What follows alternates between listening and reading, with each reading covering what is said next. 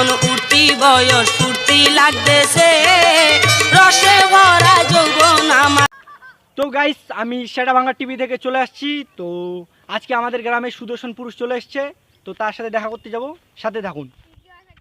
দর্শক ভাই, আপনি যে আমাদের এলাকায় আসছেন। আমার নাম কি ধর্ষক? না না সরি সরি সরি, না না সুদর্শন পুরুষ, সুদর্শন পুরুষ।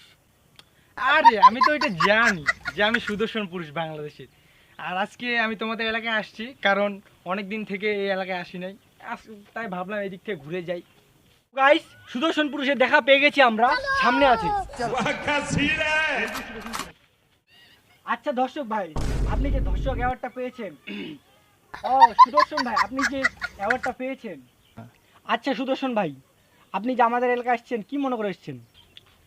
আরে না মানে আমি যে ওই যে দর্শক অ্যাওয়ার্ডটা পাইছি, না সরি সরি, আমি যে সুদর্শন পুরুষ অ্যাওয়ার্ডটা পাইছি ওই উপলক্ষে 64 জেলা আমি ভ্রমণ করতেছি, ওইটার মধ্যে আজকে এইটাতে এক জেলায় আসছি আমি।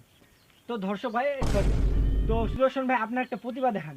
হ্যাঁ সুদর্শন ভাই, আপনার একটা প্রতিভা দেখান। তোমরা আমার প্রতিভা দেখবা, তো দেখো। আমার এখন উঠতি বয়স ফুর্তি লাগতেছে রসে ভরা যৌবন আমার ধাক্কা মাইরাছে। আমার এখন উঠতি বয়স ফুর্তি লাগতেছে। দর্শক ভাই আপনার যে প্রতিভা দেখে আমি মুগ্ধ। আরে মালাটা নিয়ে আয়, তাড়াতাড়ি নিয়ে যা দে। ও মাই গড।